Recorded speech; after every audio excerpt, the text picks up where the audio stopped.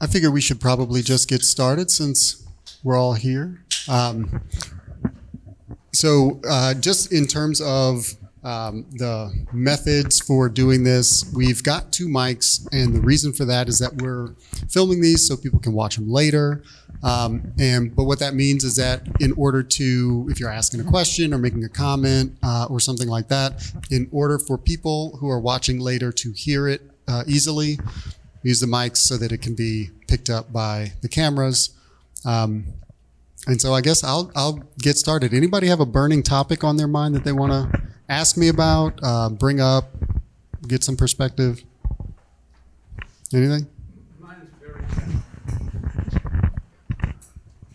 My topic is just very basic and very general. Let's talk. I'm just trying to understand in terms of budget. When I can look at the budget going forward, I see all the expenses, but I don't understand our income, our revenue streams. You know, what are all the channels, I guess, that there's income streams, whether it's this place, whether it's the hockey programs going on, whether it's the rec center and all the memberships, between property tax, income tax. Where can I see or share with me that I know, this is how we make a living to pay for these costs? Okay, so very briefly, I'll run through our income sort of channels, probably in the order of most, largest to smallest. So to start, we've got the income tax.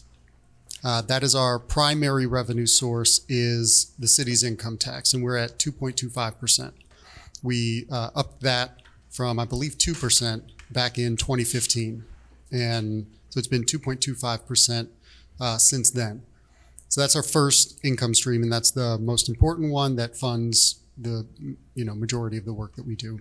The second income stream, in terms of its size, I believe, is charges for service. And that is a variety of different kinds of services, whether it's, like you said, the playing, hockey or something like that. You pay, your league gets to play on the rink, It also is things like sewer cleanouts or going to Cumberland, you pay your money and you go in for the day, that kind of thing.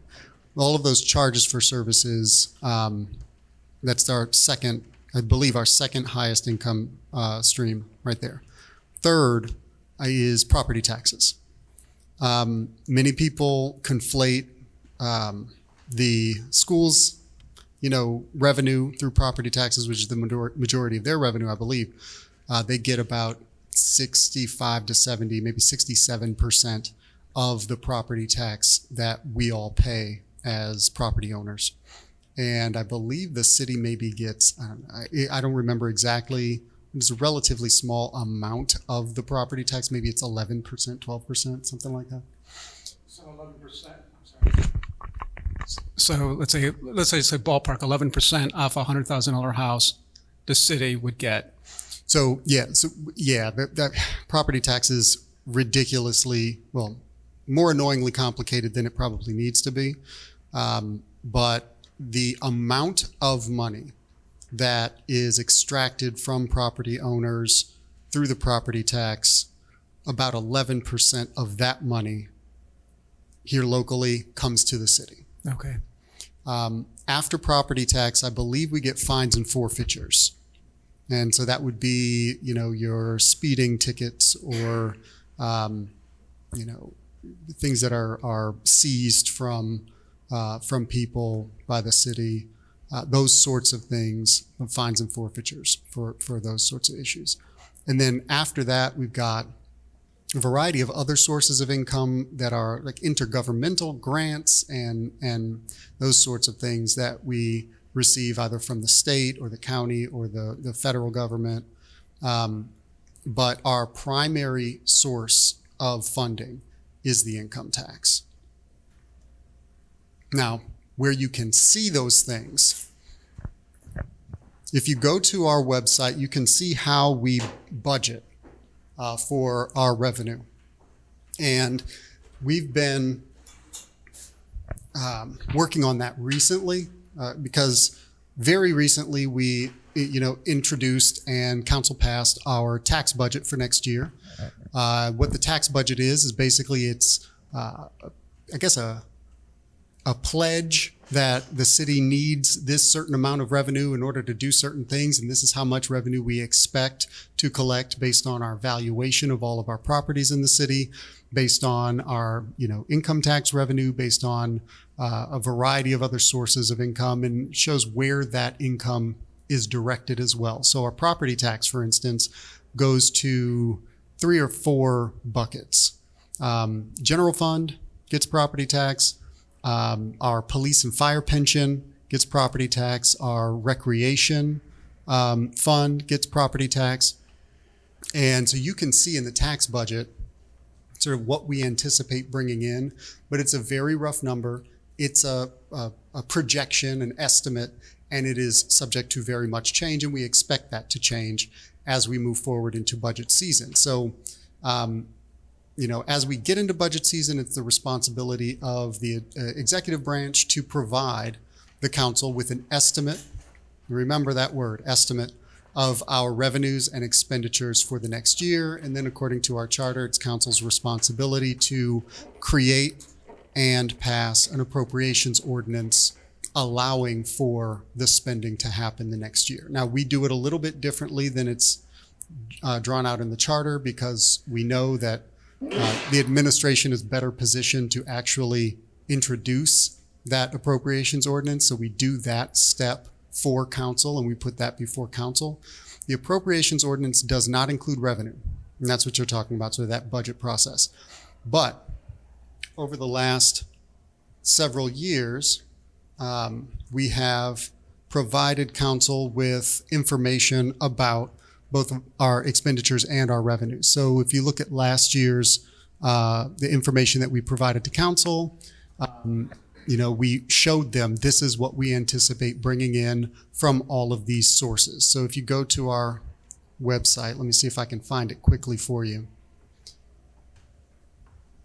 When we put the appropriations ordinance before council, we also provide them with budget information. That initial information included, we've got total revenue budget comparison by fund, for instance. And so you can see all of the revenue that we are expecting to receive for the next year by fund on that particular spreadsheet. Before you get there, we've got a total budget revenue comparison. And what that shows you is all of the sources of our revenue that we're expecting to bring in as compared to what we budgeted for before. I was under the impression, looking at that, it looked like more like expenses than revenue. No, so we've got both. We've got revenue and we've got expenses, and those are on different spreadsheets. So this revenue comparison, total budget revenue comparison. So we've got a revenue classification. So property tax, we budgeted for $10,410,000 in 2024. In 2025, we budgeted for $14,671,450 in terms of how much property tax we expect to bring in based on the calculations and the estimates that we had from the county. And that was a $4.2 million increase. There was some concern about such a large increase in our estimate. We eventually assuaged some of those concerns. Can I ask, what is the hyperlink? I mean, which out of Sure. all the, on the left-hand side, which is the important one that I should focus on? And for the people at home, for the people at home, if you go to our city's website and you go to the top menu in government, under the mayor's page, you can see a 2025 budget information link. And that link will take you to a page that provides a bunch of the information that we provided to the council for justification of our budgetary ask of the council.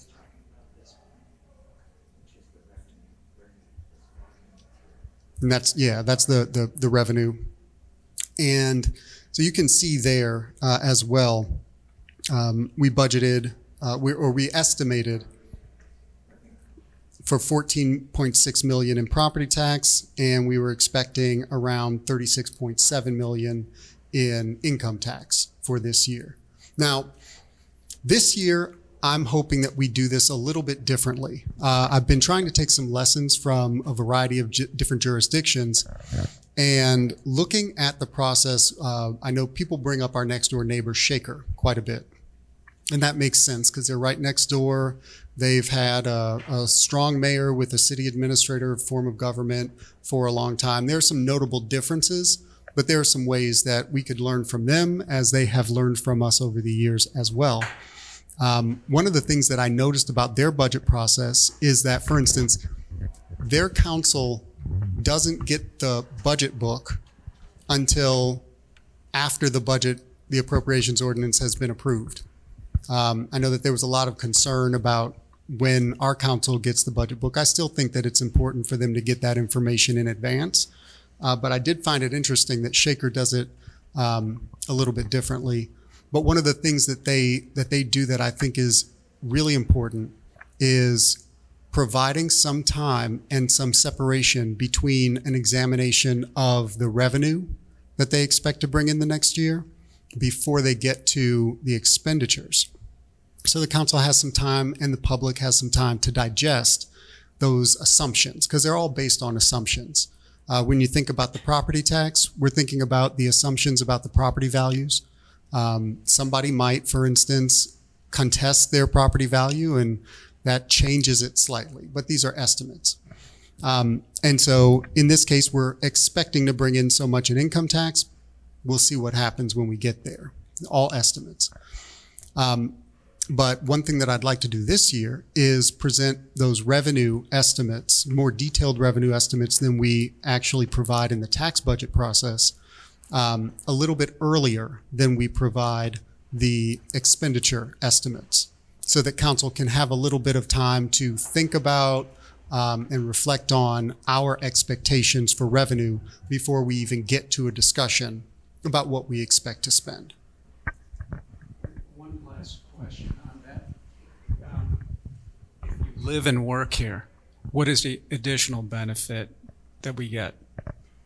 So if you live and work in the same city, the additional benefit that you receive is that you are not taxed in terms of your income tax in the city that you work, in addition to the city that you live in. So if, for instance, a person lives in Cleveland Heights and they work in, I don't know, let's say South Euclid. I don't know exactly what South Euclid's tax structure is in terms of sometimes some cities provide a certain amount of credit on your income tax for the income tax you pay in a different city. And I'm not sure exactly how it works in every jurisdiction specifically, but you will be taxed on the income you make in South Euclid where you work. And that will generally be withheld from your paycheck.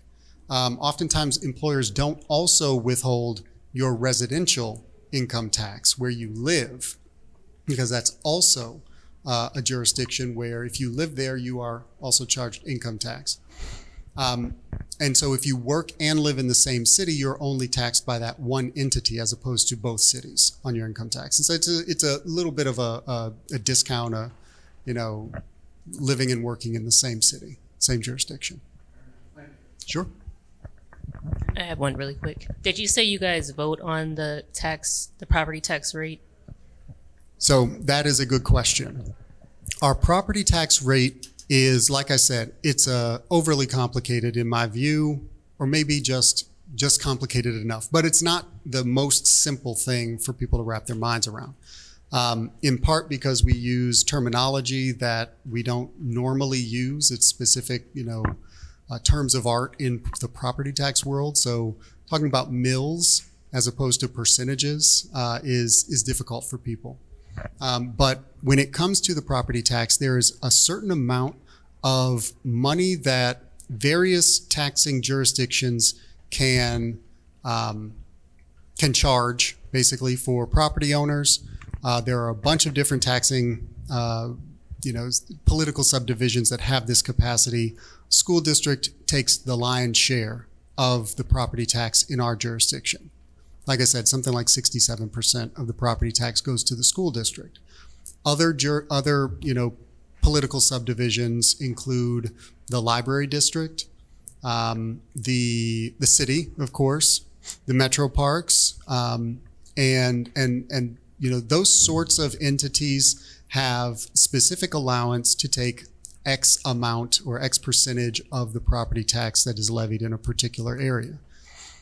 When it comes to the city, there are limitations. We've got charter mandated limitations on how much the city can levy against properties. And then we've got additional voted levies that the people can decide that they want to contribute to the property tax. And you see that more often with school districts. The school district will put a levy on the ballot because another idiosyncrasy of property taxes in Ohio is that the money that they fund the school districts with primarily, when a school district puts a levy on the ballot, they're asking for a certain amount of money. Now, let that sink in for just a second. They're asking for a certain a dollar figure, basically, for this is how much we need every year in order to keep our schools running. So that means they're not asking for a particular rate. They're asking for a particular dollar figure to, keep operations going. And so if property taxes go up, the idea is that if property values go up, that doesn't necessarily equate to a corresponding rise in the amount of money that the school district is bringing in. That's why we see levies, being introduced on a repeated basis because they're trying to keep up with increasing costs, labor costs, materials costs, all of the things that you need to keep a school district running. So periodically they'll put a levy on the ballot in order to increase the amount of money that they are actually bringing in to keep up with those costs. The city is in a different boat a little bit. We do have, I believe, some voted levies on the assessments on the property tax, but for the most part, we're not as limited by that limitation. So when property values go up, the city actually does take some of that increase and it helps with operations at the city. Okay, that was kind of a side question. So do you guys have like a limit, like a lower limit on what you can, like if we were doing really well in the general fund or the other funds, you're gonna have a percentage. Is it like a minimum? Like you're not gonna lower? We do property not tax have a rates, right? minimum property tax that the city can collect. We could potentially just stop collecting that altogether as a city. It would require an act of either the council or the people to do that. That would be, a legislative act either through direct democracy or representative democracy. But we could potentially remove the property tax Yeah, altogether. not remove, but like, would it ever go down because we're doing well, like 1 year or something like that? I'll tell you this. Not saying remove, but yeah. I was hoping that there would be the possibility of reducing the property tax. And the thing about a long enough timeline anyway, when we were expecting to see, and then we saw the increase in home valuations and property valuations throughout the county, we knew that there would be an increase in property tax collection for the city. And our expectation was that, given that influx, and it's not a huge influx, but given that influx of additional money into the city's coffers, we might be able to use that to decrease our property tax rate in order to put a little bit more money into people's pockets. But the corresponding issue is that we have also neglected a whole bunch of infrastructure, wages, and a variety of other things, cutting services for the last 2 decades, let's say, maybe a little less. And so making sure that we were making the proper investments first was a priority in terms of the city actually providing the services at a level that we want here in Cleveland Heights. So the first step was not to just sort of reactionary, cut in property taxes. We wanted to see how much money that would bring in and what we would need to use it for before taking that step. But I was hoping that as we stabilize our investment to make up for the time that we wasted or lost through disinvestment, once we got to a point where we felt a little bit more comfortable about the condition of our infrastructure, our materials, tools, supplies, all of the wages, all of the equipment that our workers use, our facilities, roads, those sorts of things. Once we got back on track, the hope was that we could stabilize some of that and maybe bring some of that down. Additional things that we've been talking about, I know I had this conversation relatively recently about this, the creation of a freeze on property tax collection for certain populations of people within the city, whether it's lower income or senior residents, where, or just long-term residents. You've owned your home for 20 years, you've paid into the property tax for 20 years, we're going to give you a longevity break, basically. We're not going to, increase yours just because other people's property values are going up and yours are following along. That shouldn't necessarily hit your wallet depending on your circumstances if we can avoid it. And so those sorts of things I hope to be able to implement, and perhaps they can be implemented in the future, but that's something for us to seriously consider in order to ease the burden as we continue to see rising costs and not necessarily a corresponding rise in wages. Anybody else have a? Can you just address one other piece of the property tax bill? Spa fees. Yeah. Help me with that. SPA. SPA. Okay, hold on just a second. Looks like spa to me. I've been reading it on my bills, I understand. Give me just a second and let me see. I want that long-term freeze because I've been reading that bill a long time. I understand. All right. I am going to go to, I know you're familiar with this, I'm going to go to My Place. And it's so, what I'm talking about is going to myplace.cuyahogacounty.gov. And I'm going to select a random property and take a look at its tax bill. And I won't pretend like I am the expert, and I'm not going to tell you whose property this is. Okay, so tax by year. Let's take a look.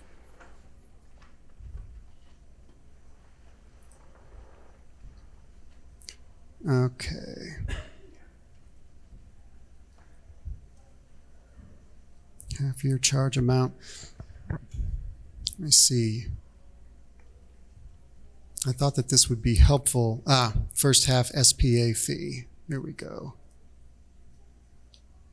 I have no recollection right now of what that is for.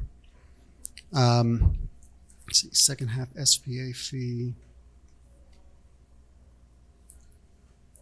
Yeah, I'm going to have to get back to you on that because I do not know, but I am going to see if I can Google that real quick.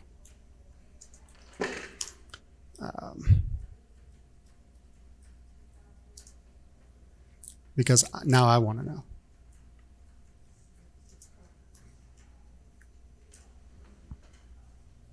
Okay, so special assessment is what that stands for. And so a special assessment, a variety of different things. It could be an assessment for maybe for a nuisance abatement. Looks like, let's see. Because some of those nuisance abatement charges, if they're not paid by the property owner, if we have to go and do some work on that property and they don't reimburse the city for that work after the violation notice has gone out and so on and so forth. If we do a nuisance abatement, then we have to take that charge and place it on the tax duplicate. So that's what that is. So the SPA fees are special assessment. That's what SPA stands for. Are you sure this doesn't have anything to do with street lights? So it only indirectly. So we Okay. do have a streetlight assessment specifically. And so as you can see, I'm looking at this particular property, and in this case, this property has SPA fees on it. And in each of these sections, we've got an SPA fee for landfill, the landfill assessment that we place on properties. We've got an SPA fee for local sewer, SPA fee for streetlights and forestry. Yeah. And so each of those special assessments are can be, I guess, broken up in this. But the let's see, prior year SPA fee for 2023, and the current SPA fee, second half. And so the special assessments could be for that particular use, but it can also be for delinquency charges. And again, so you've got these special assessments on the frontage of a property. And so that would be the street lighting. It would be the street tree assessment that we have, sewer assessments. And then I think the additional piece is the other, like they're not the property taxes themselves, they're additional assessments Right. that the property tax. So pays somebody for. asked this question. I've been answering this question since 2015 when you were just a youngin' on council, because 2015 was the year that we figured out that, so much water was going out into the ground and we had to do the whole water transition. But then we also got the news about the $500 million sewer consent decree, as if, it was like insult to injury. And ever since then, and particularly during COVID, because a lot of people moved here during COVID. Okay, and I can tell you this because a lot of people had the very same question. Why am I paying 2 sewer bills? So I've been answering this question. There's the local pipes and there's the sewer district treats the waste. And the sewer district collects on stormwater. City does not collect on stormwater. We didn't want to get into infiltration and inflow because that's too complicated for most people to think about. But someone came up one day and said, we get charged 3 times. And there it is in the spa fee. Okay, I see what you mean. So, yeah, there is an assessment on all properties in the city, but then there's also the specific sewer bill that we all pay, right? Right. Yeah. So I guess I'm just curious where it flows in from the tax duplicate. Is it followed? Do you know what I'm saying? Yeah. A lot of this tracking, I mean, I know everybody got their undies in a bunch back in November. And I just want to say, I was sitting there going, are you kidding me? I watched Tanisha Briley go like this for, however many years. Everybody on council except this guy was glazed over like, okay, sure, whatever. We'll just do what you do. Tell us what to do, Tanisha. And we were getting way more information. One of the things that you're talking about right now is when something gets certified to the tax duplicate, right? And the problem that we were following, and this is even before water, when I started coming to every meeting every Monday, was during the foreclosure bond business, they were saying it's okay if there's a nuisance on the property because the property has a problem, then they go to court and JJ Costello says, pay $125, let the nuisance stand, come back next month or next year. The next time we get you, we'll charge another $125. But this was going on and on year after year after year. And Rick Wagner would say to me, "It's okay. It comes back on the tax duplicate." And so I asked Tom Raguse, I said, when the county submits the tax money to you, do you know that, 123 Radnor, the nuisance, the tax duplicate lien that was put on is now paid, or maybe it's not paid, is followed through on? Do you know that house paid for that nuisance? I mean, they haven't fixed the house. And so to me, this seems like a place for investors to just say, you guys are asleep at the wheel. Let me eat your lunch. Because nobody's following the money, right? At that level of detail. I'm not sure the county's offering you a system by which you could follow it. But considering that back then, Inspectional Services was doing things in WordPerfect and on paper, it didn't seem very likely to me that we were actually collecting the money. We were relying on that methodology and that wish and wing and a prayer, but I never had any evidence, and it didn't seem to be of any concern to anyone in the administration if it was actually working. So you make a really good point.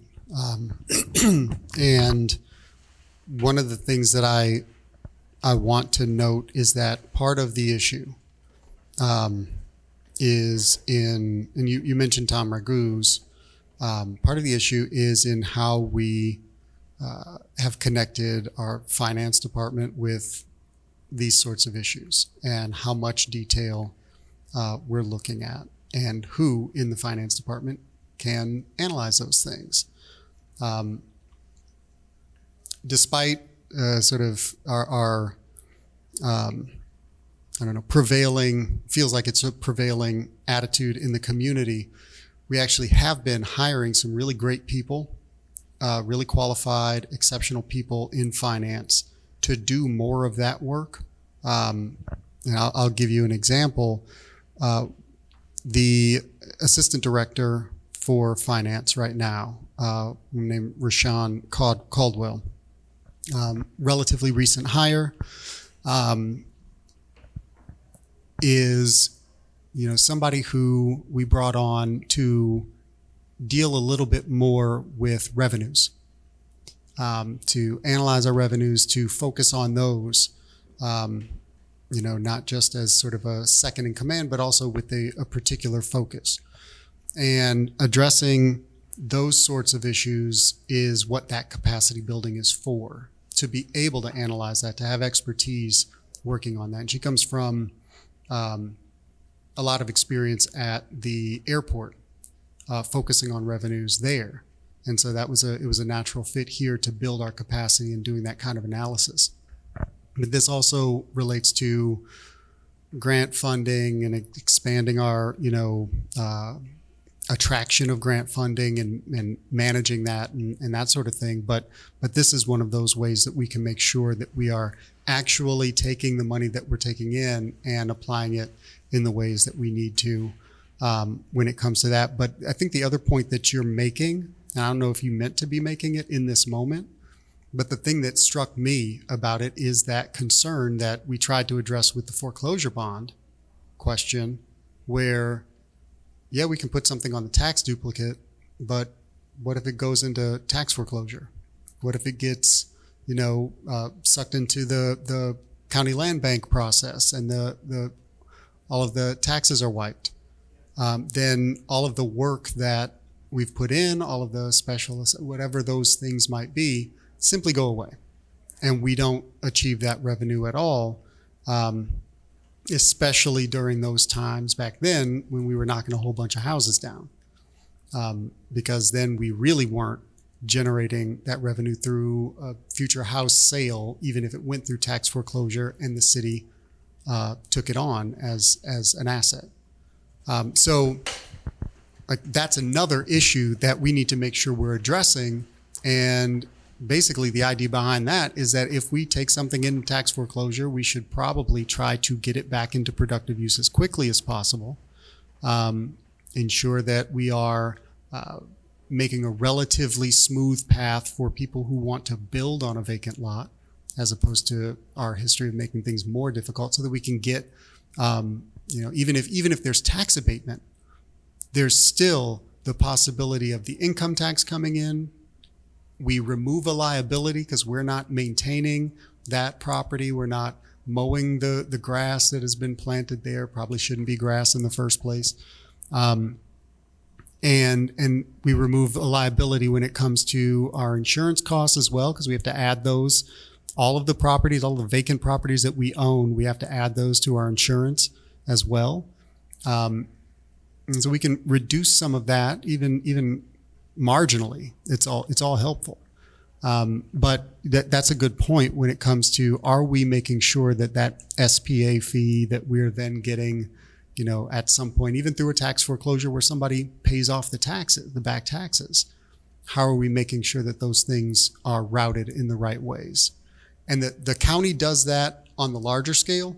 They send out to all of the taxing authorities, but I don't know exactly about what happens when we get the city's portion and how those things, I think it probably just goes through the big three, which is our pension, recreation, and general fund. And that's how it is brought in without more detail. Which would be fine. I'm not even questioning where it goes specifically, but the fact that we are not tracking it.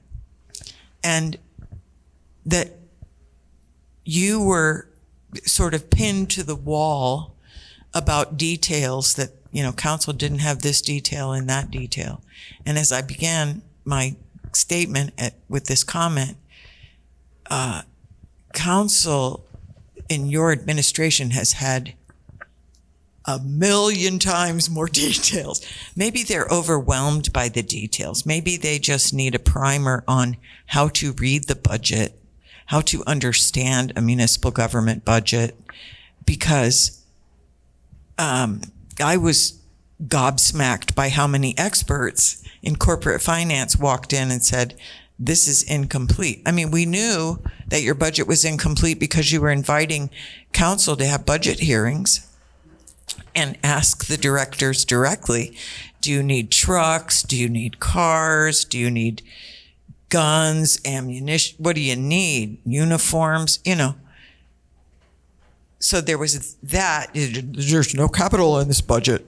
Well, yes, that's by design, But the level of detail that I saw from the previous iteration of our government to when you stepped in with the budget book, I was like, whoa, we're cruising now. I hope council can keep up. And apparently they couldn't. But, they'll grow. There are a lot of moving parts. And these are questions that I've had. So I just want to reiterate, because I think this is what you're saying.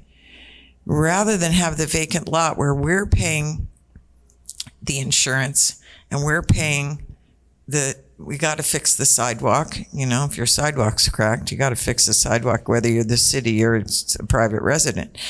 You have to pay the spa fees, blah, blah, blah. We're not getting any tax from it. We're not getting property tax. We're not getting income tax, not supporting the schools. It's not supporting the city. Nobody's living there. So nobody's going to the swimming pool and paying a fee, or playing hockey here and paying a fee, et cetera. So it just falls under many hands make lighter work, right? I'd rather not have the city mowing it. If somebody wants to have grass there, fine, they can mow it themselves. But we got to provide a house, right, for them to buy. Even if it's tax abated, it's more benefit to the city to have that off the city's books, but also to have the income tax, even for 10 years, of somebody living on that spot. And then I want the loop legislation so that the old people who live on either side of that vacant lot aren't going to see a property tax increase because that's what people in the city of, that's what happened in the city of Cleveland, is people who've been paying their property tax, their mortgage was burned in 1975, and they're just paying property tax. And I'm just talking about the city of Cleveland, which is not a lot, not like Cleveland Heights. But now they got a brand new development, and the inspector happens to walk by and say, you know, you have a shingle out of place, and now they've got a fine and their property tax is going up because they've got a shiny new building next door to them. So we need to, and I don't know. I mean, in Pennsylvania, it started with a municipality and went to the state level in a matter of months and went statewide. Like we could But do it here, laboratory of democracy kind of situation. Do something here that maybe can be a model. So we need to bring the model legislation to council so that they know how to, because you and I have done this before. We did it in 2018. Foreclosure bond, just bring it up. So I guess we're going to have to feed them. And that, I think that's the appropriate way. This is something that I encourage people throughout the community to, when you're advocating for a particular thing, especially when you're dealing with legislators, part-time legislators, like at the municipal level, they aren't necessarily trained in this work. They don't necessarily have a lot of experience doing this specific work. And so the easier you can make it on them. So if you've got some sample legislation to provide and people can cut and paste and make some modifications, that's a whole hell of a lot easier than just asking them to support a concept. Putting something in their hands is probably the best way. I'm hoping that I have some time to do that. But we'll see about that. I think that it's an important priority to pursue, no matter who pursues it. And yeah. Okay, sorry. Just as a follow-up, the loop legislation, something like that, does it need to happen at the county level since it would impact property taxes? This would not need to happen at the county level. We would probably have to make sure that we're not inappropriately or that we're not running afoul of the school district's ability to levy taxes or things like that. They've already got some limitation on how property value increases affect property tax increases. And so there's a limitation there. That limitation does not exist in the same way when it comes to the property tax that we take in at the city level. But there are some restrictions on how much of an impact we can have on the property tax in that goes to the schools. But I think that there's probably a way, and it might actually be maybe a charter change that we could do to limit certain things. But I would have to make sure that I knew more about what I was talking about when it comes to affecting the school district's collections.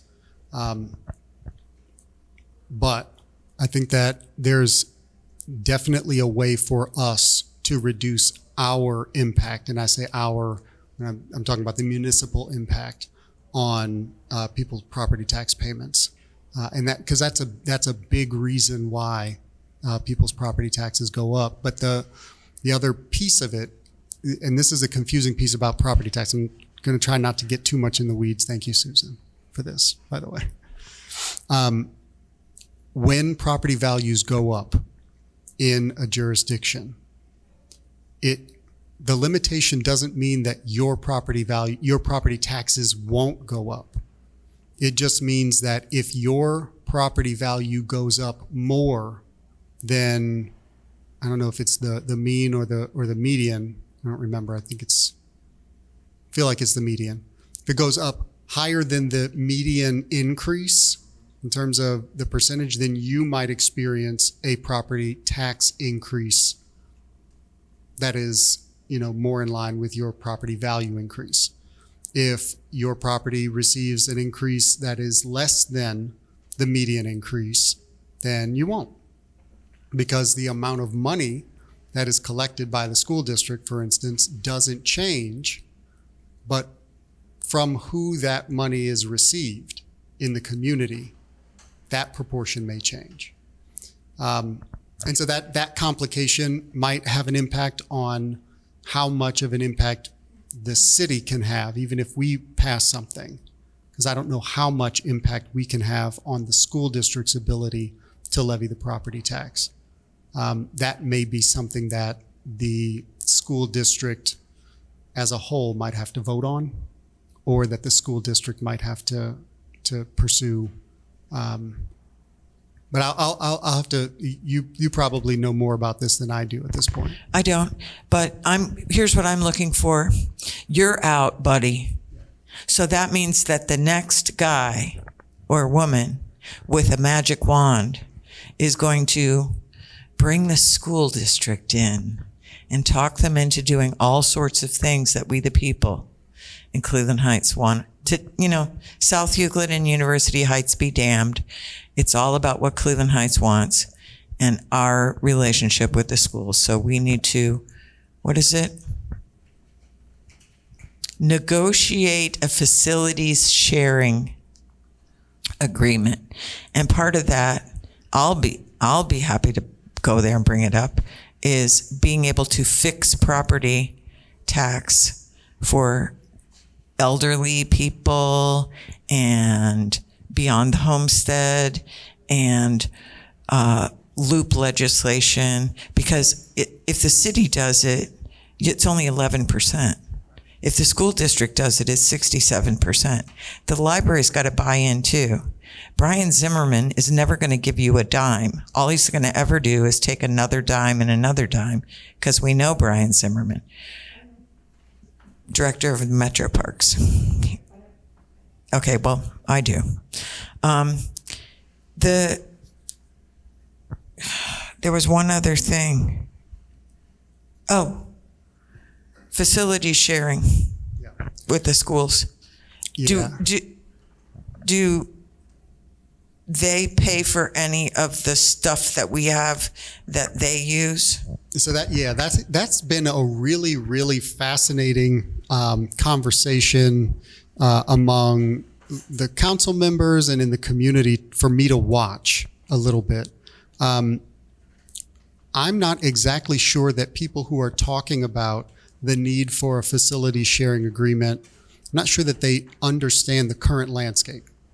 Many of the people who are very concerned about a facility sharing agreement are very focused on the high school pool. And that is their entry into the conversation about facility sharing. And they don't know very much else about it. And so I'll reiterate for the millionth time that the high school pool is currently in the control and ownership of the school district, and they are fully empowered to make that completely accessible to residents of Cleveland Heights at any point if they want to. All they would have to do is hire some lifeguards to staff their facility and say, hey, everybody come on in. They wouldn't even have to charge. They wouldn't have to. And they could, a fee to cover the costs if they wanted to, but they wouldn't have to. They could just make it accessible directly. And there are really good arguments for why they should be doing it and nobody else should be doing it. One is that they are the licensee for the pool, and so they have an obligation to staff the pool that they are the licensee for. Beyond that, it cuts out the middleman and reduces the amount of complexity in the process if they just accept memberships or have a membership program or just allow people who are residents to use their pool. It also means that they get to set the times when it's available and when it's not available, and then they can be directly accountable to the people that they're making it available to for those times and whether or not that meets the community's needs. Instead of putting the city in the middle, having the school set the times of availability, the residents maybe think it's not enough, and the city gets the complaints because we're the ones staffing their facility. Just having that direct relationship is what the community access program is for in the state of Ohio. That's one of the reasons why the state changed the state law in order to make it that much easier for school districts to make their facilities directly available to residents who aren't students. And they're held harmless. They have no liability for damages for issues that occur on their facilities when it is the result of the use of a community access program. They wouldn't have to get more insurance for that. It would just be by right, according to state law, they are held harmless. So I'll start there and say, no matter what happens in the future, I do hope that at some point the school district can just decide to do this and make it happen. So that's the start of the conversation about facility sharing. The second piece that I think people are less aware of is the fact that we are allowing the school district to use our facilities all the time. The rink, our tennis courts, Sean Sullivan Field over at Denison Park. Those are facilities that we charge some entities a bunch of money to use. We get rink fees from private schools, colleges, speed skating, all of these things. It's the same with Sean Sullivan Field, where we charge people to use those facilities. We don't charge the school district. The people who have been clamoring for me to negotiate a facility sharing agreement between the city and the school district don't recognize that any change from the current agreement that we have is likely only going to go one direction. And that will be that we will begin charging the school district for the use of those facilities, because that's really the only sustainable model to pursue. And I've avoided that thus far and continued to allow them to use our facilities for free, primarily because I didn't think that the community was exactly ready for what an eventual facility sharing agreement would look like because of the way that we've been approaching this conversation at the outset. It's been extremely antagonistic and low on facts, which is a dangerous combination. So I've sort of allowed that, current arrangement, the use of the facilities without charging them to continue. And really any change would probably require that the school district start paying for the use of the city's facilities in order to, recoup costs from their use. And it's equitable, yeah. Now, the city doesn't use their facilities quite as much. There are periodic times where somebody might want to hold a community meeting in the school's auditorium or something like that, but that's few and far between. The more regular use is the school's use of city facilities. And I think one of the reasons why this all got jumbled up a little bit is because people were thinking that there was some need for the city to contract with the school in order to allow residents of Cleveland Heights to use their pool, as though the city needed to be involved in that.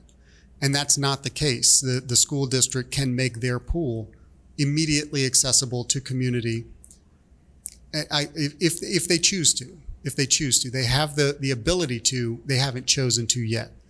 And that's where the disconnect is happening, because they were thinking that a facility sharing agreement would mean that we're allowing them to use the city's facilities, whether it's the rink or the field or the tennis courts. And so the facility sharing agreement would mean that they're allowing the city, as in the municipal entity, the government, to use their high school pool. But that's not the arrangement, because what the city is doing is allowing the school district to use our facilities for an exclusive purpose, right? The exclusive purpose of allowing their, high school tennis players to play a match on courts that they do not own. It's a specific segregated population. The rest of Cleveland Heights can't join the high school match, right? That is specific to the school district's use. And that's different than the school district promising the people of Cleveland Heights, University Heights, and that sliver of South Euclid the use of their facility. They didn't promise the use of their facility to the city. They promised it to the residents of the cities that are in the district. And that's how they sold the expansion, the rebuild of the high school, the renovation, so on and so forth. And so that direct connection between the district and its residents is the appropriate way to handle that.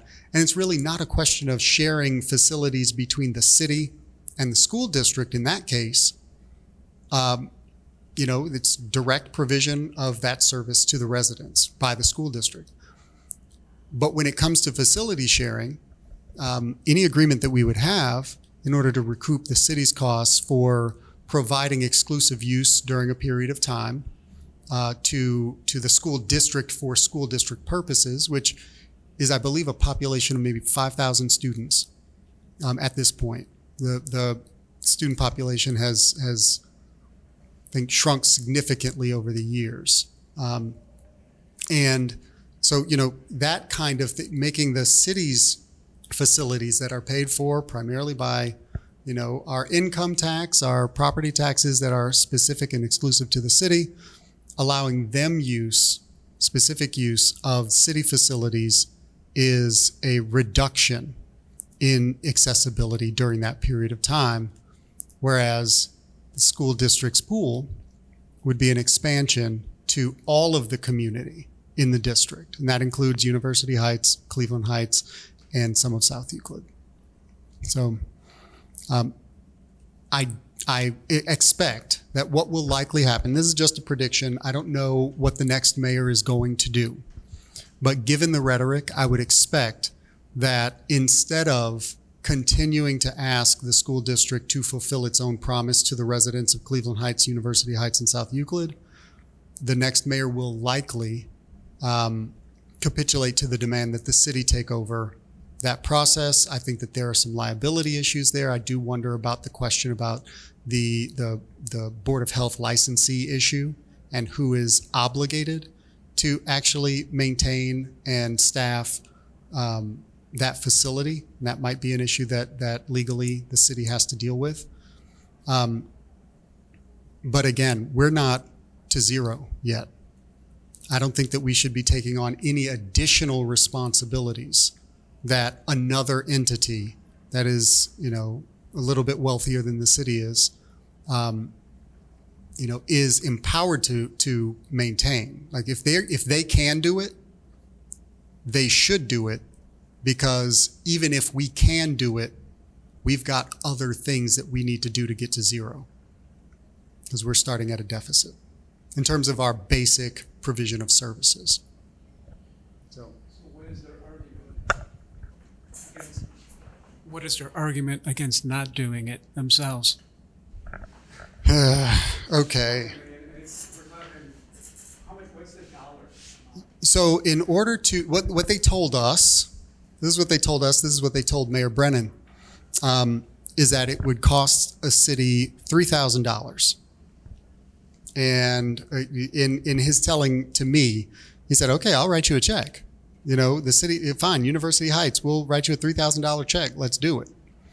And so they had to come back and say, no, wait. It's a little bit more complicated than that.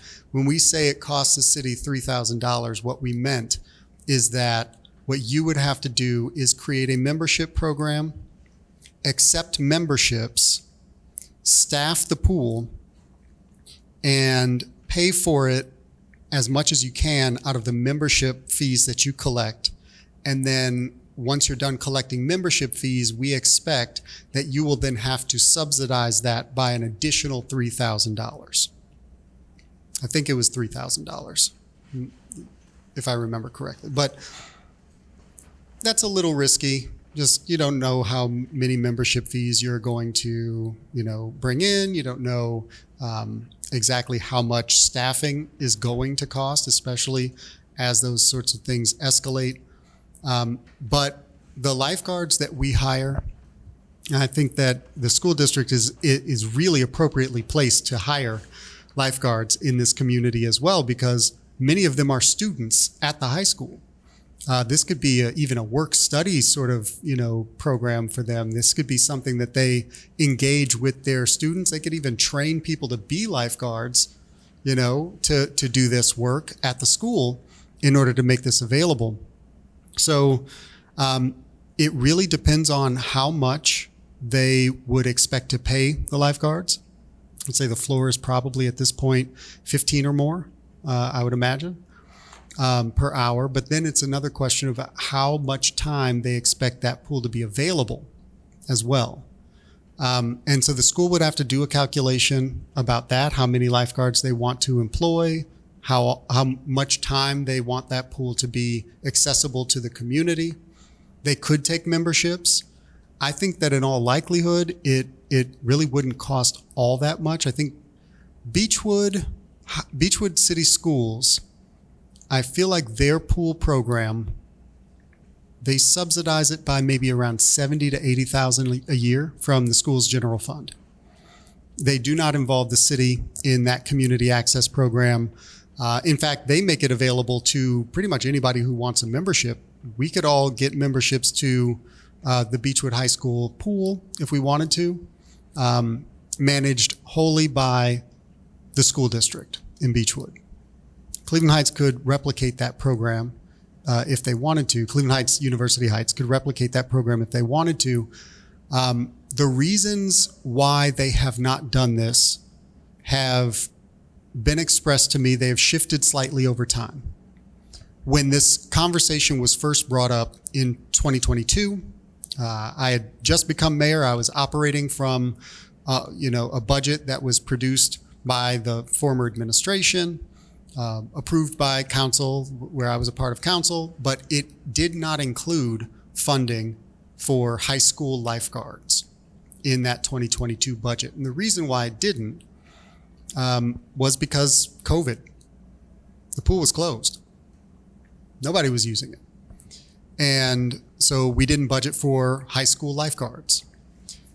The, I guess, benefit in a certain respect for not having budgeted that is that when the school came back to the city and said, hey, we're going to open this pool back up. Are you going to, give us lifeguards and have a membership program that the city would have to also fund the operation of? We said, well, we didn't budget for that. That's what that's what Joe McCray told me. Hey, we don't have budget for that. We didn't budget for that. We don't have money for lifeguards for the school's pool. That gave us a moment to pause and think about the arrangement in a more holistic way. That gave us a moment to think, okay, well, we've got a new form of government. This is a new high school pool. We're figuring this out. Why does the city need to be involved?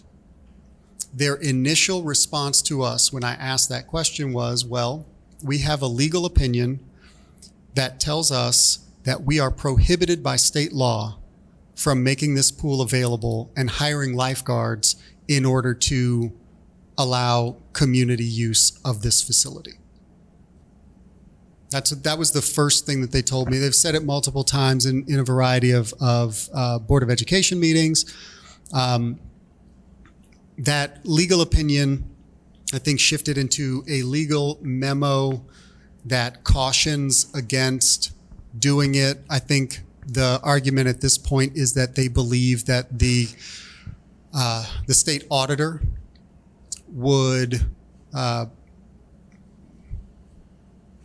don't know exactly how to phrase this, because clearly if Beechwood can do it legally, and they've been doing it for a very long time and have clean audits, then it is an appropriate use of those funds to do it. And it's not just paid by membership fees. Like I said, they're subsidizing $70,000 to $80,000 year over year. In the last time I took a look at their finances, which was maybe a year or so ago.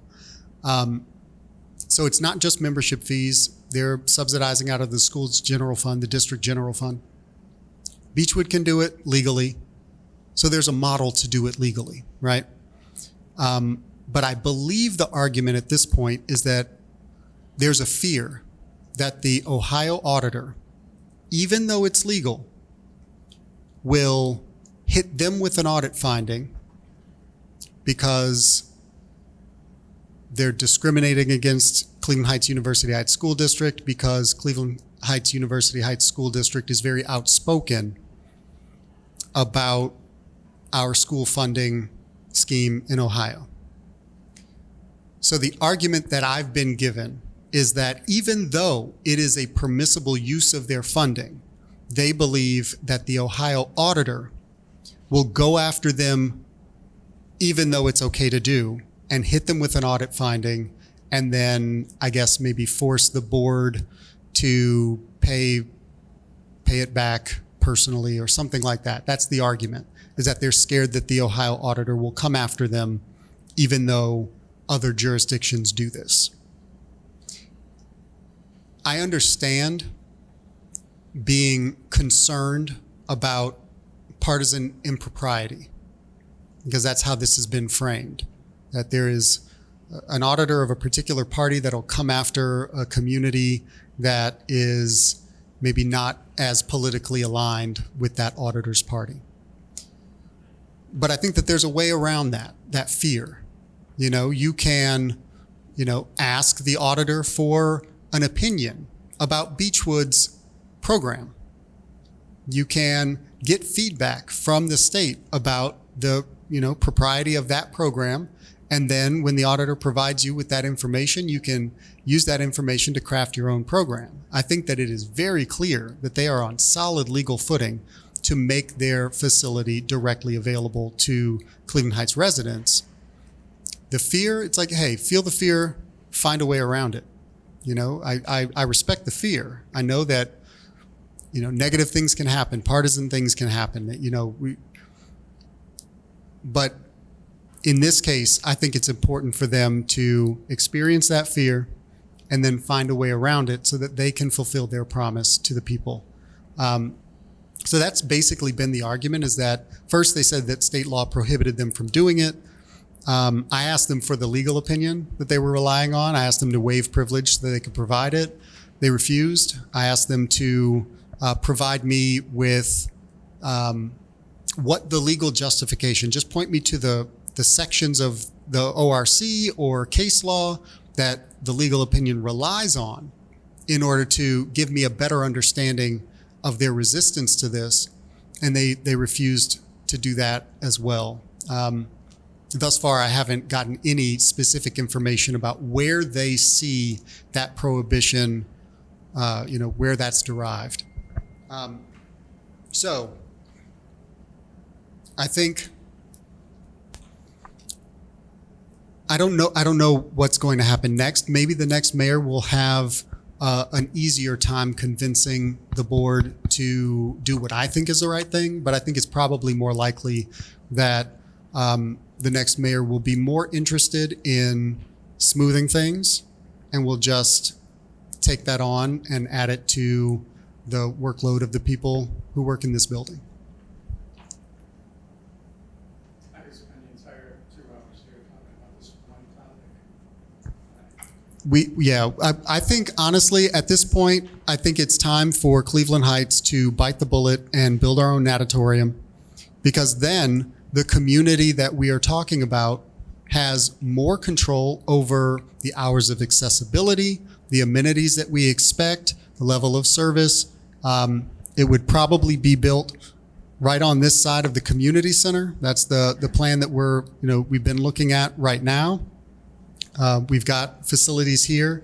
It's a great addition to the services that we provide. It's right down from Cumberland. Having an indoor pool here would mean that during those times when the school district has determined that it is not in their interest to make their pool available, people would still be able to come here. So winter break, historically, the school district has shut down the pool. Summer, historically, the school district has shut down the pool and removed access. Spring break, those times, those might be times where our lap swimmers still want to swim. And I mean, at this point, I don't even think the kids are allowed to use the pool recreationally. So I don't know that it's even just a question of the fear of getting hit with an audit finding. I think it's also that they don't want to take on that responsibility. And I don't want to, I'm not reading anybody's mind. That's just been the impression that I get, is that the school district does not want to take on that responsibility, and that's why they've resisted it, and they've been allowed to because of the political cover.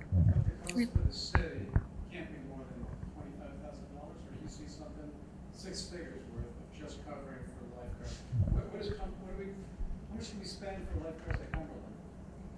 I'd have to get back to you on that. I don't have a specific figure for that. But I will say that in this case, I'm not exactly sure what an ongoing cost would be for staffing the school's pool. It's not just the lifeguards.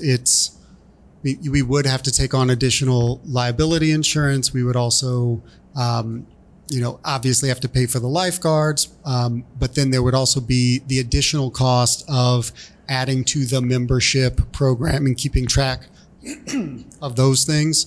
And that doesn't necessarily add a whole hell of a lot of dollar figure cost. But there is the question of whether or not the city should be taking that on when the school district can. And that's maybe a philosophical question. Some people would say that, hey, Mayor, and some people have said, hey, Mayor, yeah, they can do it.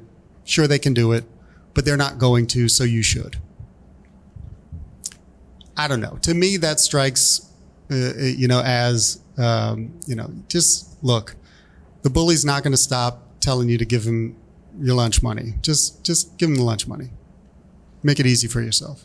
True, but at no moment did I hear what the people want. And Well, it depends on the people. It depends on the people. Which people are we talking about? Are we talking about the people who want to, at 7 a.m, show up at the high school, swim for an hour, and then leave during certain specific times of year? Or are we talking about the people who are never going to make it there to swim laps?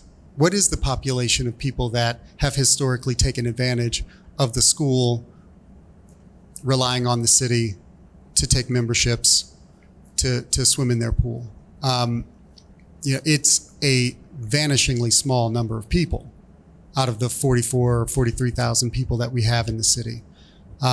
It's a similar conversation that we've had around Cumberland, where we've got people who are passionate about Cumberland and are very, very interested in the services that they receive from Cumberland, to the point where they've got very real salient concerns about the potential for changes at Cumberland that might appeal to other people who might use the pool in a different way.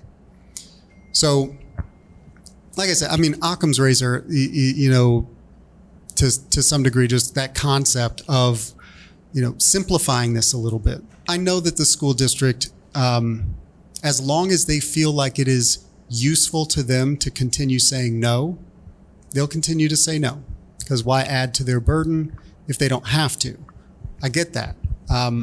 I do wish that people would take a look at that and wonder if that's the right thing, though, for the school district to do. Question? But yeah, are there more questions? I'm sorry, we can get back to this, though. We could spend hours on this. Very tangential question. So Lou, right? I know at a recent meeting you suggested that there be a financial audit, a forensic audit of the city's finances. And I was wondering if anything like that had been done when we started the mayoral form of government, because in past budgets, in past audits, there were material weaknesses and a few other recommendations that looked like they kept reappearing year after year. They weren't corrected.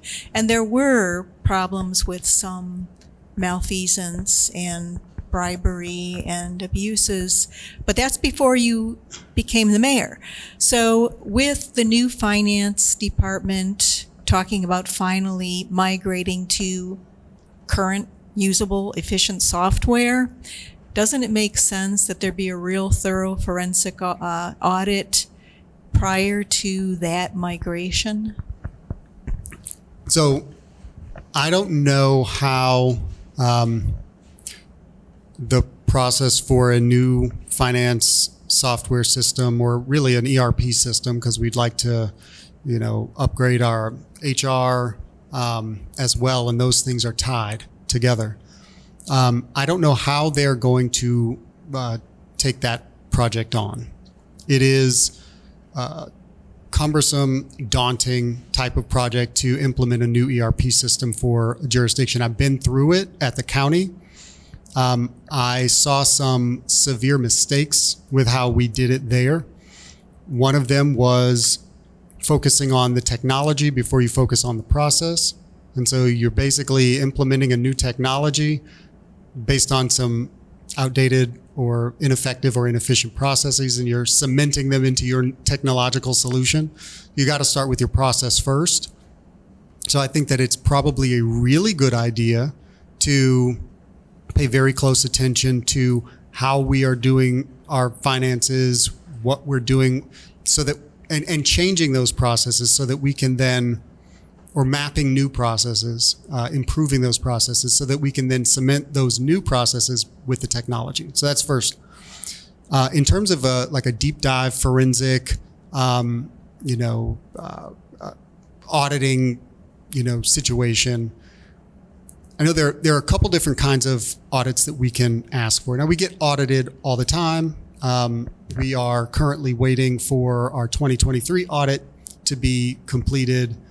The 2024 work we're going to have in probably within the next month so that we can get that done. But those are explicitly not forensics. Not it's forensic, not yeah. the objective to find out if there's any abuses. It's just general Yeah. management. And that one though does catch things. It does, and allows us to correct certain things, like with our capital assets. We were notified by the auditor of a major problem with capital assets that we had to correct. There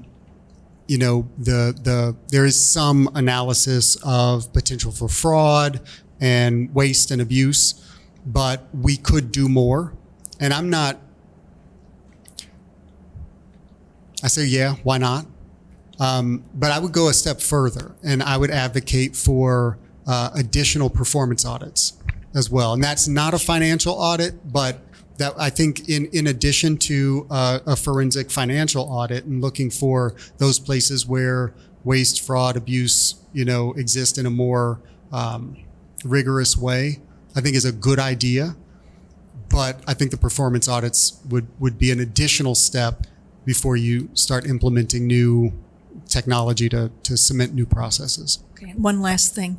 In a smaller city like Cleveland Heights, how much of a hands-on function would the city administrator have in overseeing something like that kind of migration? And how hard is it to find somebody experienced who also has the finance and technology savvy? Well, I'll tell you, I think in our system, and it might change depending on the personalities involved, because that always plays a role. I've had, I think, a bit of a complicated and difficult time feeling comfortable putting a city administrator candidate in front of council because of a variety of political issues that I was hoping to avoid, right? And I think that has diminished the quality of certain staffing choices that I've made. With the addition of a focus on who can I get through this council, that removes a bit of focus on the specific tasks and the duties of the position, which is intended to be an operations position, not a political position, not somebody wheeling and dealing, somebody who's making sure that the stuff gets done for the mayor, responsible to the mayor to achieve the goals that the mayor sets, right? That's the function of that position. And having somebody in that role who is focused on those operations, focused on the specific nuts and bolts of implementing a new ERP software or something like that, making sure that that project is managed appropriately. They don't necessarily have to be the project manager, but they would be responsible for making sure that that work is getting done in a reasonable way. And I think the next mayor, in finding a city administrator to help with those sorts of things, the advice that I would give them is to focus a whole hell of a lot less on whether or not the council is interested in approving a particular person or would be, and focusing on that, and instead focus on, okay, these are the things that I want this person to be able to do. This is the focus that I want them to have, and go from there, instead of focusing on that first step of getting the person approved. That was a mistake I made. And I think that the selection, especially the last one, when it comes to city administrator, was a little bit too much focus there and not enough focus on the candidate's actual ability and track record of managing those operations. And I accept a lot at face value as well, without demanding a little bit more in the way of receipts for actual implementation, on the ground implementation. Being a mayor is not the same as being a city administrator. And that's one thing that, from my personal experience being the mayor, last year in that budget process, I delegated. As one would expect based on our charter, the city administrator and the finance director, working with departments to develop a budget that they, then present to me, and then I present to council, right? That's the idea. You don't necessarily expect that the mayor will be, at the extremely granular level, meeting with this, director to talk about how many paper clips they need next year, but you do expect that from the finance director and the city administrator. And, because of all of the accusations of micromanaging, I decided to say, you know what, you guys got this, meet with these people, bring it to me. And so there were many budget meetings internally that I was not a part of. And that was a mistake. Hindsight tells me that was a mistake, because the product that we ended up with at the end of that process, submitting to council, was flawed. And I don't think that council's response to those flaws was the appropriate response, but that's just my opinion. I think that there was a more collaborative way that we could have addressed that. We could have worked together to make amendments. We could have had more meetings in, November and December to answer more questions, to, be more diligent and get something passed a lot sooner than we eventually did. But that their response notwithstanding, it was a flawed product. And what I had to do, and I thank God for Willie Feltz, who came in clutch as an interim finance director, and worked with me. Basically just hands-on, we redid the budget. And primarily it was me doing that, the actual functional work of redoing that budget. I've got some training there and some experience doing that. So it was less of a concern that I was doing it. But the next mayor you won't expect that person to be in the budget worksheet making changes to, other than personal services, or thinking about the historical trends of, hospitalization costs over the last 5 years in order to right size, certain estimates for expenditure. That kind of granular detail you don't necessarily expect a mayor to engage in, but that is something that you expect the finance director and the city administrator to engage in. And so I think that my selection in the last go round of a former mayor was not the right choice.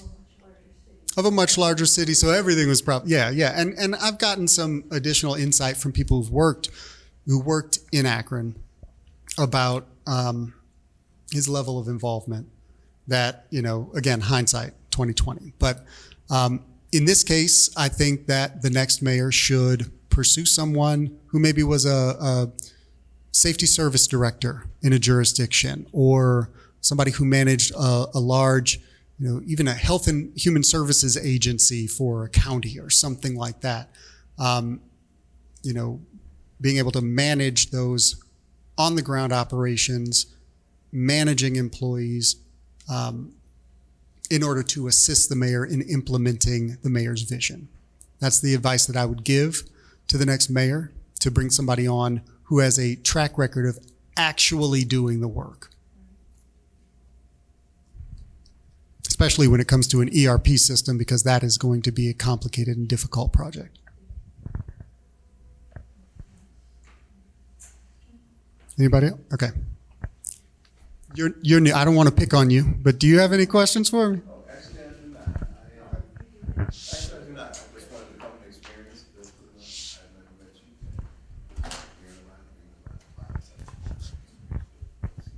you. I appreciate it. Thanks for joining us. And also feel free, if you do have any questions, reach out. Let me know. Okay. Yes, so inquiring minds want to know, how does it feel to, as a Black leader, receive an honorary recognition from a major healthcare organization? Well, you know what? Actually, so like Delta Dental is the presenting sponsor for that whole program, which is great. I got to give them a shout out for that. But the Who's Who in Black Cleveland is it's actually just a part of a larger Who's Who in Black, program throughout the country. So there's Who's Who in Black Columbus, Who's Who in Black Atlanta, Baltimore, so on and so forth. And this year, I was named as one of the 2025 most influential Black leaders in Who's Who in Black Cleveland. And honestly, that is incredibly, I'll say incredibly poignant this year. 2025 has been a very difficult year. And I do appreciate the recognition, because I think that no matter what is going on right now, and what I would, definitively say is invented controversy that is absolutely disgusting and unheard of in this area. Despite all that, I know that we have made good progress, that the developments, the changes that we've made, the staffing changes, the facilities improvements, this foundational work that we've been able to do, I think that it will eventually stand on its own, despite all the noise that is surrounding it. That's really the core of this work, is being able to deliver on those things. I made a bunch of campaign promises, but a lot of them were really practical. A lot of them were, we need to sort out the condition of our facilities. We need to figure out how we can staff up and begin to bring services back that we lost years ago. We need to make sure that our equipment is functioning. We need to, improve those basic city services over time. And we need to be able to track those things and, systematically improve things, so that we're not just throwing things against the wall and seeing what sticks every so often. And we've done a lot of that work. We've done a lot of that foundational work. We've put some really great people in place. And so this recognition, I think this year with the Who's Who in Black Cleveland, which, by the way, I don't know if I should, but, September 8th is when this event is happening at the Intercontinental. You can purchase a ticket if you want to.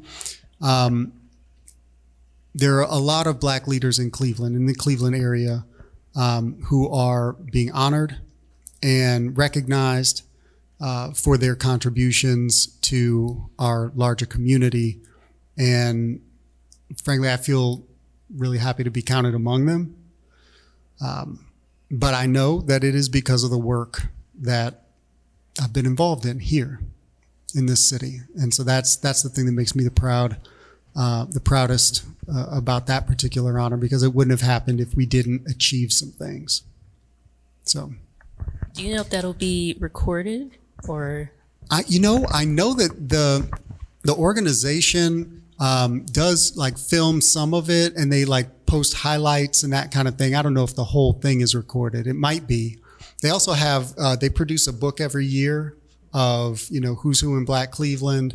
So you can see all the people who are honorees, who are most influential, emerging leaders. They've got different categories of people throughout the area. So there's that book, and I know that they do film some of it and post some of the highlights of that event. All right.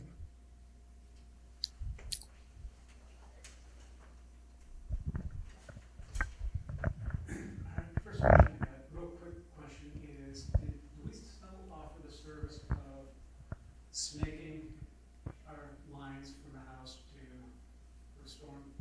Yes. Yeah. And actually, this is something that we've had a great deal of trouble communicating to residents. There are, I don't want to disparage any particular companies, but there are definitely some companies out there who will tell you that you need to pay them, $5,000-$10,000 to, fix whatever backup is happening in your sanitary sewer or something like that. And it might be the case that that kind of work is necessary from a private company. But I always encourage people to reach out to the city first. Let us take a look.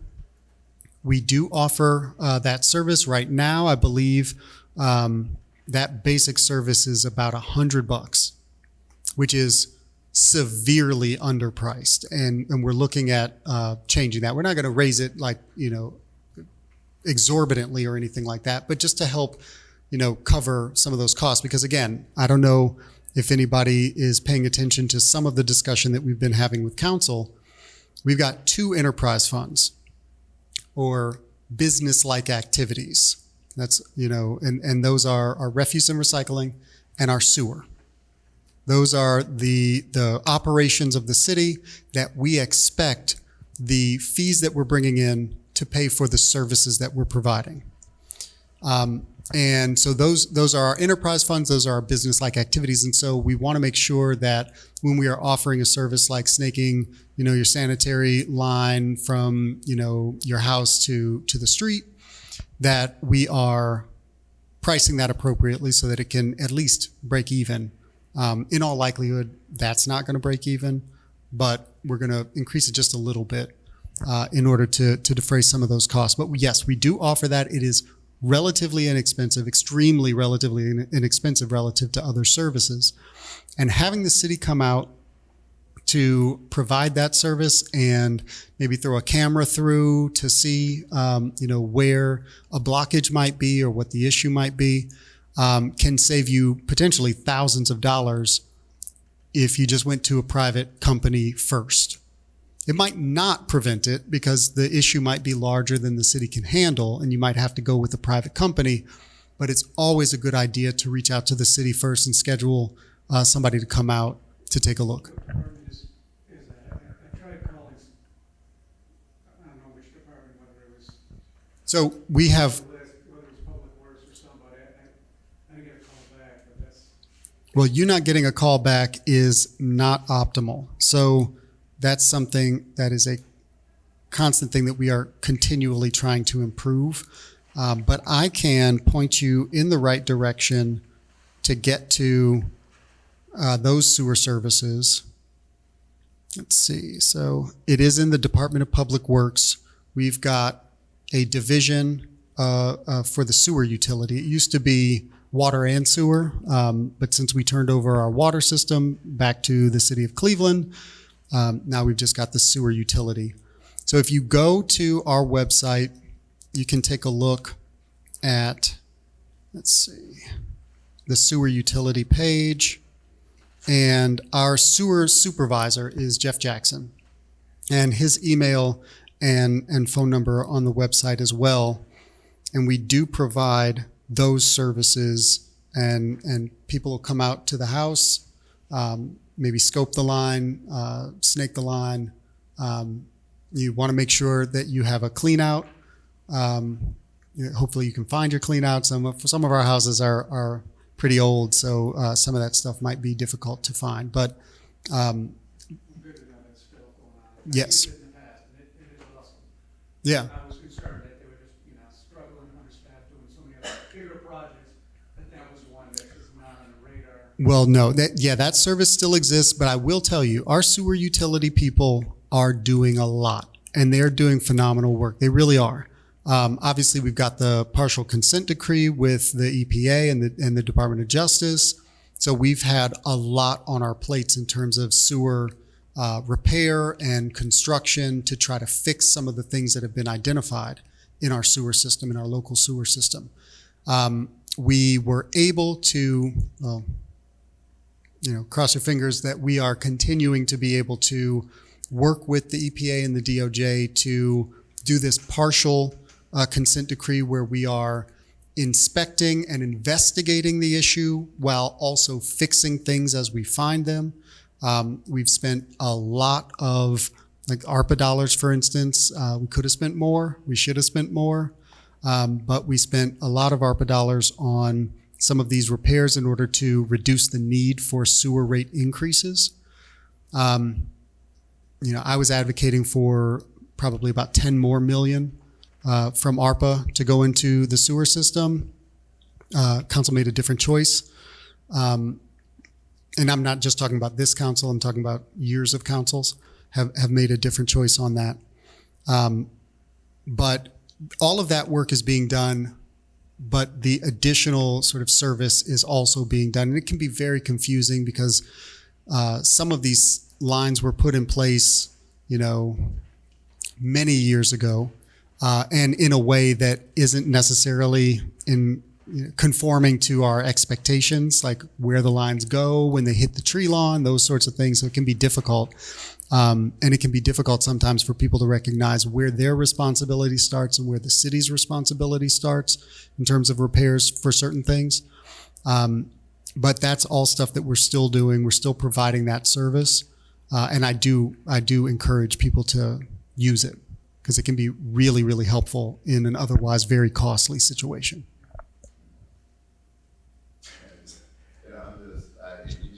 Like I said, I just came to see what's going on, but that question right there was worth. Yeah. I did run into a situation, this was during COVID, and like you said, I heard about the service. I called, guys came right out, but because of COVID, they couldn't. Come in the house. Yeah. And they had a difficulty finding, what did you call it, the cutout? The clean out. Clean out, right? They could not find the clean out. They banged around it looking for it, and they couldn't find it, but they couldn't do anything from it. So I did end up calling one of those companies, paid a couple of $1,000, and talked to a couple of my neighbors, and they said similar to what you said, but I didn't know the details. And I appreciate you just giving me the department, because I said if I ever have a problem again, I have to start from scratch, trying to figure out how that works. So I appreciate you asking that question. The company that did come out, they found the clean out. It was about a foot over from where they were looking for. Just deep down in there, and he told me where it is. So I had that. So at least I feel good knowing that service is available to the public. Absolutely. And it may, because especially in our community, we've got a whole bunch of trees. The roots definitely infiltrate. They want to go where the water is. So if there's even a little crack, the roots will find it. And so it is really, really helpful to have that service from our sewer utility to help defray some of those costs. And now that we're out of that pandemic stage, it's a little easier for that service to be provided as well. Going into the house, putting a camera through. But again, some of these houses were built long enough ago that the entryways to some of these systems are not necessarily standard. I had to do some modification myself in order to allow us to be even able to snake certain things. But yes, we still offer that. It's a really great idea for residents to have that be the first call. when it comes to these sewer issues. As we might be able to diagnose something that you might get upsold from somebody else, and you might not even need it. And like I said, I'm not disparaging any particular company, but I've heard horror stories about companies coming out and they say they're showing you your sewer line, but they're showing you footage of some other sewer line that is completely destroyed or blocked, and they're telling you that they got to trench your whole yard in order to fix it when they're not even showing you. And obviously that's fraud, and not every company does that. I'm sure that there are very good players in the field and others that are not. But it's something to caution against, and the city doesn't have that kind of profit motive. We're not trying to get your $100. We're not, it's not that kind of endeavor. And so having the city come out and take a look before you go to a private company can be really helpful. Not no cost. So, when they come out, there is a cost. It's relatively small, and I say relative to the private companies that might come out. Right now, a sewer clean out is, I believe, $100. And that's, you won't get that anywhere else. Really, I think it was maybe 150 when I was on Dartmoor. Yeah, but again, everybody else was $500 plus just to put the camera in there, so. Exactly, yeah. So we're looking at increasing it a little bit, but it still won't be expensive. Exactly. Yeah, welcome, by the way. Did you have any questions or anything? But I want to apologize for coming late. I got the date mixed up. No worries. It's all right. Thanks for coming. We're trying to do these every week. I'm wondering, next week's might be on a Wednesday. But we'll be putting out more information about that. But we're trying to do these every week just to allow people to, there's a lot of talk in the community, and so we want to provide as much opportunity for people to get some direct input from me as you want it. So, Sounds good. all right. And thanks for coming. Anybody else? Questions? Any burning, current event topic that anybody wants to talk about? So I have to figure out how to word it. So you said the current owners are more on like the older side, like older age people are like the owners of the homes mostly right now. I don't want to get that right first. I don't know. Like what the age range is higher for homeowners. Are you And- talking about the property tax questions? And like No. senior- okay. So I'm just wondering, like the trend in the future, do we think it's going to keep trending where homeowners in the future are going to be on the older side? And are we doing anything to try to get younger homeowners? So I think right now, the way our housing market is structured, the way the incentives that we provide, the way that we sell houses, the way that we've been producing houses, we have not created enough supply to keep up with demand. And that has measurable impacts on home ownership because people with cash can buy things that other people might have difficulty pursuing. So you got two people who are both going for the same home. The investor with cash, they're going to get that home. The other person may have to go get a mortgage.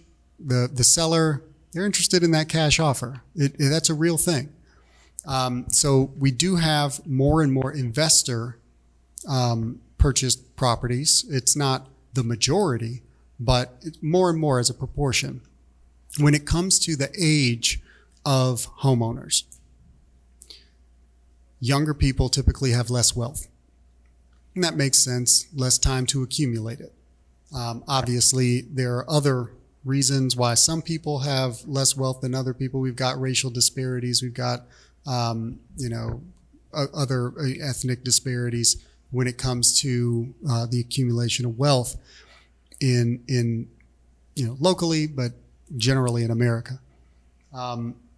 But demographically, older people have a tendency to have more wealth, more access to capital, to purchase homes, and certainly historically, older people who purchase homes, say 40 years ago, were purchasing them under dramatically different economic conditions than anybody trying to purchase a home right now is. So what does that mean? That means that, yes, proportionally older people have more of an ability to be a homeowner right now. And that's whether they, have been the owner of this home for the last 40, 50 years, or if they're just entering the housing market right now to purchase a home. Just statistically, they've got more access to the resources to do that than a younger person would. Now, Cleveland Heights, is in a strange situation. I think over the last 30 years, we have lost a lot of population. I think over the last 30 years, we've probably gone from maybe 54,000 people to now 43,000 people. So we're shrinking.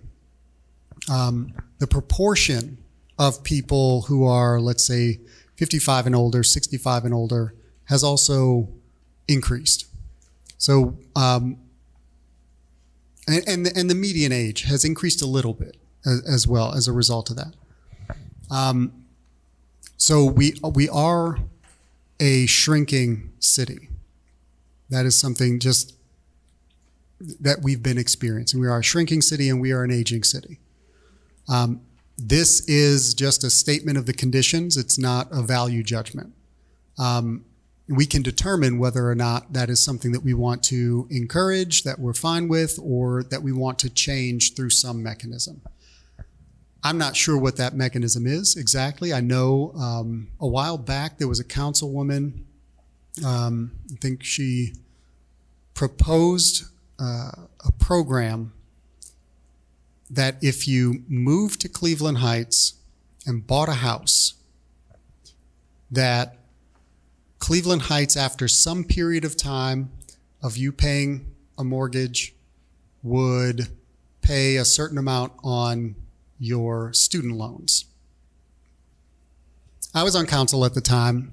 This was intended to be an incentive for, I guess as designed, recent graduates who are entering the job market, or people who are paying off their student loans and maybe are having a difficult time managing both the student loan payments and the potential for a mortgage payment, that kind of thing. It was intended to be an incentive there, and I think the goal was the right goal. The program was problematic because I think it was something like you had to buy a house and own that house for like 10 years before we would then pay, I don't know, $5,000, $10,000 or something like that on your student loans. If the goal is to help you manage both a mortgage and your student loans, that program, paying it off at the back end, is not really going to do the trick. So there were some problems there, but that was ostensibly designed or proposed in order to assist with managing our demographics here. And so, for instance, providing an incentive that wasn't explicitly age-related, but given the concept of the student loan issue and forgiving student loans, it was probably skewed in a particular direction, even though that means a lot less now because we got people who are living with student loans for the rest of their lives at this point. So there are ways to incentivize those things. I'm not sure if we will. It's a possibility, and if that's something that the city wants to do in order to manage our population and incentivize sort of a population shift or a demographic shift, we have the capacity to pursue some of those things. But it like that in particular, I'm going to be real politic with you for a second. Not only do older people have more wealth, and historically have had certain advantages that are not necessarily being experienced by younger people who are attempting to do the same things, get married, have kids, buy a house, so on and so forth. There are also other demographic tendencies that have an impact on the public policies that we see enacted. And so from just a stark political reality, older people vote more than younger people do. And that's choice. What it means is that the perspectives of those people who vote in larger numbers are generally felt more by the people that are elected. And you can see, you can see it when you look at the demographics of our city council, for instance. And historically as well, these sorts of bodies are generally filled with people who've got the time, so you'll find people who are maybe self-employed lawyer or something like that, and they can, make their own schedules and that kind of thing. But you see a lot of retirees who engage in that kind of political service. And that means that particular perspectives are represented over other perspectives. And that's a function of who's going out to the polls, who's even running, You don't see it all the time. It's not a universal thing, but it does have an impact. And I think it has a demonstrable impact, and it makes it more difficult for the types of incentives that we might pursue to be something that is felt enough by the decision makers to make it happen. So not as a program, but like there would be some incentive in the kind of development you promoted, in that younger professional people, would find more attractive apartment housing, and older homeowners who need to downsize and want to move into attractive modern housing. That opens up those houses for younger families as well. But it also introduces people who are working in the medical field and at the hospitals and the universities and other businesses. It gives them an opportunity to put down roots and get a feel for Cleveland Heights and perhaps make it their permanent home. So there is some activity that's already addressing some of that. That's a good point. Some of the work that we've been trying to do is to encourage more new modern development with maybe an emphasis on increased density, so that we can add population without doing the impossible and adding more land to Cleveland Heights. They're not making any more land, right? But the idea that in creating those new developments, in creating that new, even rental housing for people, you create capacity for people to come experience this place, to live in this place, to become familiar with it, to learn to love it. And so maybe when they're done in that apartment, they want to continue living here. When they're ready to purchase a house, this is the place they want to do it. They may not want a 115-year-old house, so having new houses built is probably a good idea too, so that we can meet that demand that we are hopefully creating by increasing the amount of high-quality rental units where people are coming here to experience our city. So yeah, all of that. And I think that goes back to this supply issue. In 2008, we had a massive, housing problem. And some of the work that we did as a result of that was, bailing out banks, which is probably not the best way to go about it. But I'm sure it felt necessary to some of them who were making those decisions. The other thing that we did was, as homeowners and banks were walking away from properties and letting them deteriorate, we took public dollars and we knocked them down. And we created a lot of vacancies, vacant lots. And we haven't necessarily replaced those things region-wide. We haven't created more capacity to meet the demand that eventually comes back. And having more supply, just from an economic perspective, generally leads to reducing costs, reducing price. Because, more supply means the resource is less scarce. You don't have to compete as hard for that house, which can mean that more people potentially could purchase a house, and people with maybe less access to wealth than, their older comparison. So that kind of thing, just having more supply in and of itself makes it more likely that younger people, younger families will be able to purchase or even rent at this point in Cleveland Heights, because that can be daunting. Finding a place that people can afford to rent in Cleveland Heights is difficult. So, yeah. I don't want to monopolize, but one more thing. So I know back in, I think it was 2021, again, before you were mayor, there was an agreement to sell 22 parcels for development to one development group.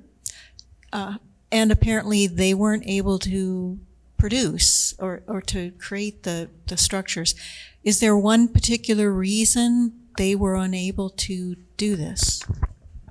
So I think that there were a few. And I don't know the specifics of some of like the financial issues or that they may have had or process issues or those sorts of things. I had some concerns at the time. I was on council. I had some concerns about not necessarily working with that group, but putting so much on them and providing so many parcels in that agreement. Eventually, I think the administration came back. They did some changes. Some of those changes addressed many of my concerns that I had. We had some backstops. We had some protections for the city, and ultimately, out of those 22 parcels, they finished one of them. There were two more that we had provided to that organization that are still within their control, and I hope that they complete those. But when I became mayor, I went back to them and said, okay, this isn't working. And so we were mutually agreed that we were going to terminate that contract. It doesn't mean that we're not going to work with them, and we are continuing to work with them on other things.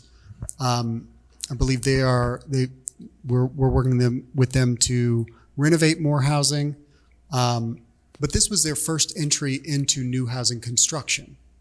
And I know that labor is hard to find. Construction labor isn't. Oh, certainly. Yeah. And so that was one of my concerns, is that, offering them, 20 or so parcels for a new, entry into home building is risky. And so we had some backstops to that were put into that agreement in order to be able to sort of, pause it, pull back some of those parcels. And we did that. I think one of the things about that particular organization, though, is that, and this is Start Right CDC for anybody who isn't, as familiar. Since that process, and even at the time, they were working on building their own capacity, and they're continuing to do so through connections, trainings, mentorship programs in construction, and those sorts of things to increase their ability as a CDC to do more of that development, whether it's renovation or new build. And I think that there is still room to work with them because they do have a dedication to the community as well, and that's important. They were a partner in the Noble Station. I think that's what it's. Nobility Court. They changed it.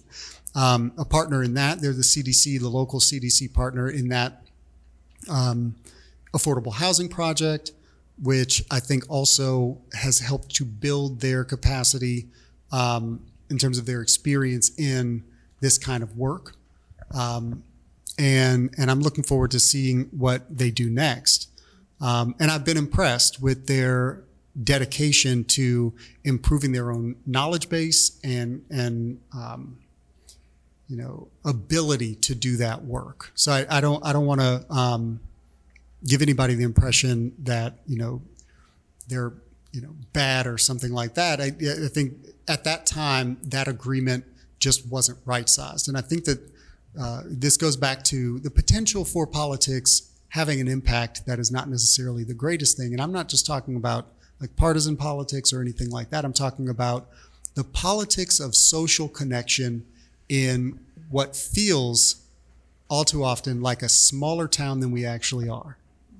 And the personal relationships that it's not even necessarily having a direct impact, but if there are people on staff who think that this organization has an in with these council members, then they might approach a development idea in a different way.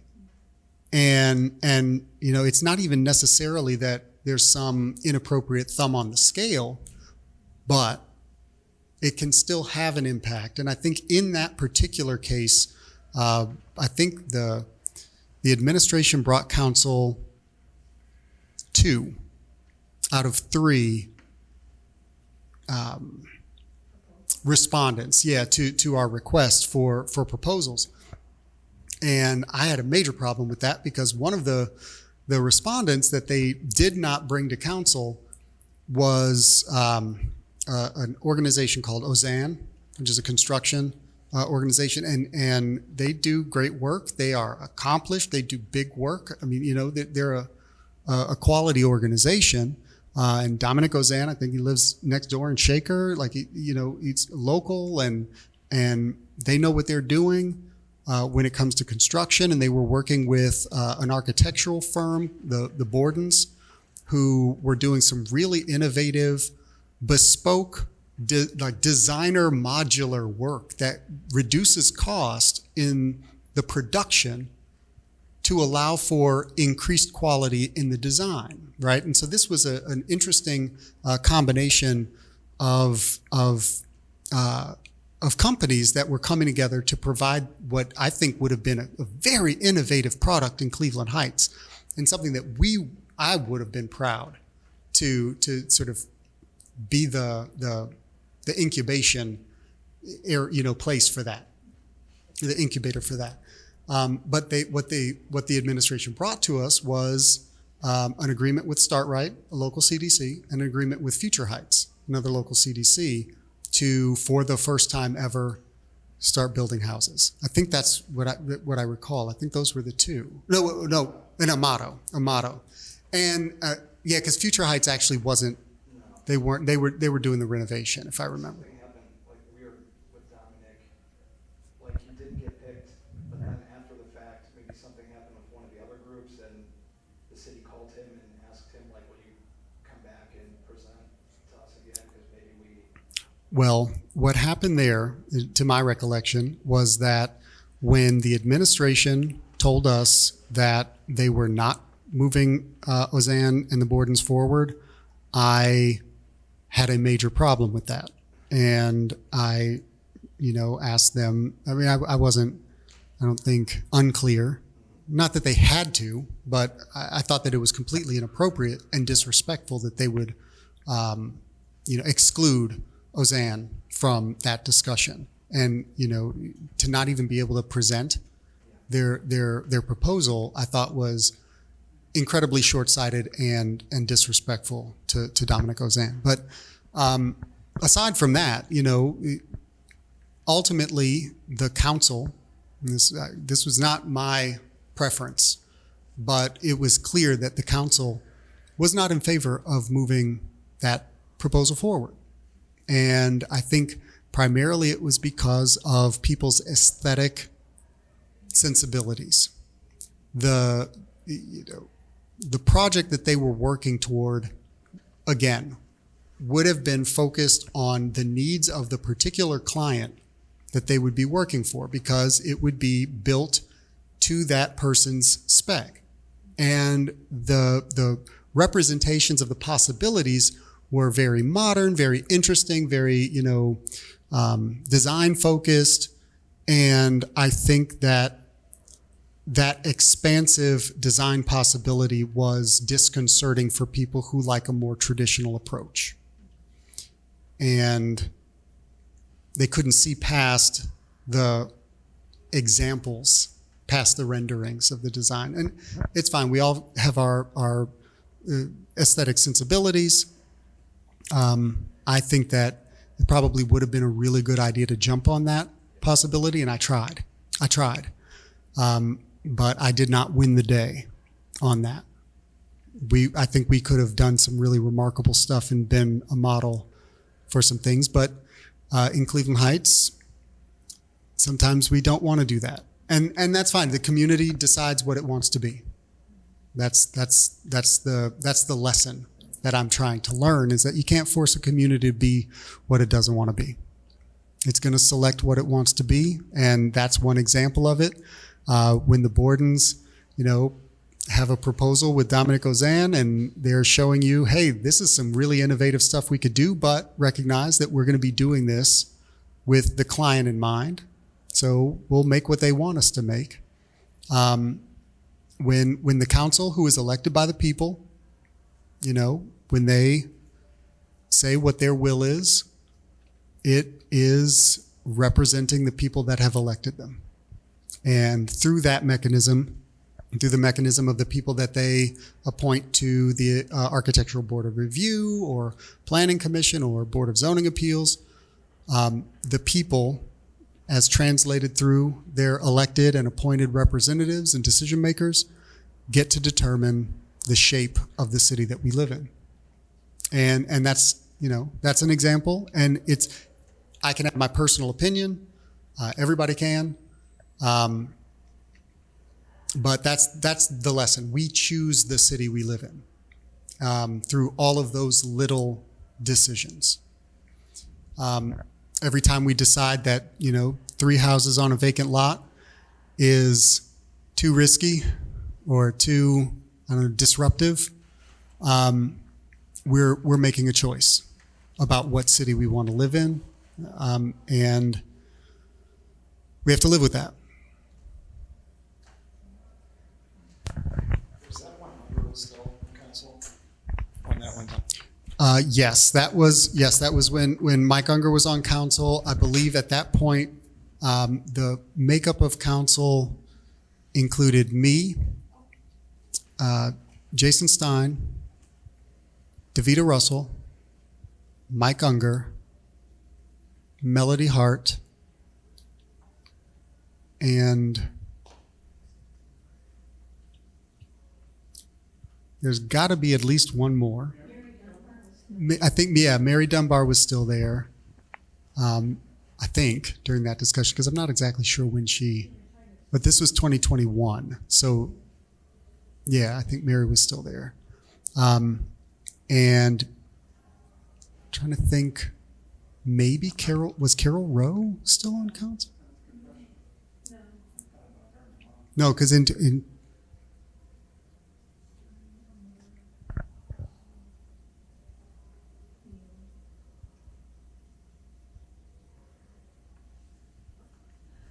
yeah. Well, I do remember distinctly being yelled at for 8 minutes during that council meeting. About the proposals? Yeah, well, I had some questions and people did not appreciate that. Well, the worst part is that The amount of homes based on never the got built, changes, right? based on the changes to the proposal from the administration, I was expecting that I would probably vote on it, vote for it, because a lot of the concerns that I had expressed before had been addressed by some of the changes in the agreement. Changes like, that we weren't necessarily beholden to providing all of the parcels if they couldn't complete.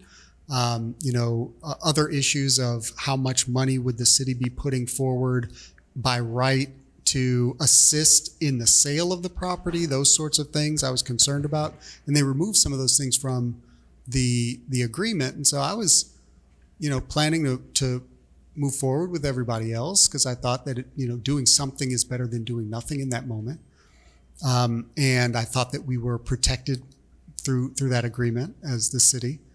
But I still had some questions and I wanted to make some comments. And I think maybe there were some people who expected that I was being unnecessarily obstinate or something like that and reacted to that in a slightly violent way. All I gotta say on that is that's why we want independent council people, so that you're not like part of a block that's voting as a group. It's like if people aren't voting their conscience from their base of knowledge, what's the point of having seven council people? Well, I take your point. If 5 people in a room are constantly all in agreement, you've probably got 4 too many people involved in the discussion. But I think from a practical perspective, the way that these sorts of bodies tend to organize themselves, and this might be a human nature thing, you are very, very unlikely to avoid those blocks being formed. And that's, maybe I'm cynical at this point, but just from a practical perspective, you'll find independence on various issues, maybe. Often, and we see this at the national level all the time, certain people are allowed to vote this way because, they're up this cycle and they need to be able to justify their reelection in a way that maybe somebody else doesn't. So if the bloc knows that they have the votes, then yeah, you can vote no if you want to. And I'm not, just so everybody knows, I'm not, making an specific accusation about any particular council member or anything like that. I'm speaking in generalities here, just based on sort of the tendency of deliberative bodies to behave in this way. So I don't think you're going to be able to avoid block formation and, people voting, down the party line, whatever the party might be, even if it's not a political party sort of thing.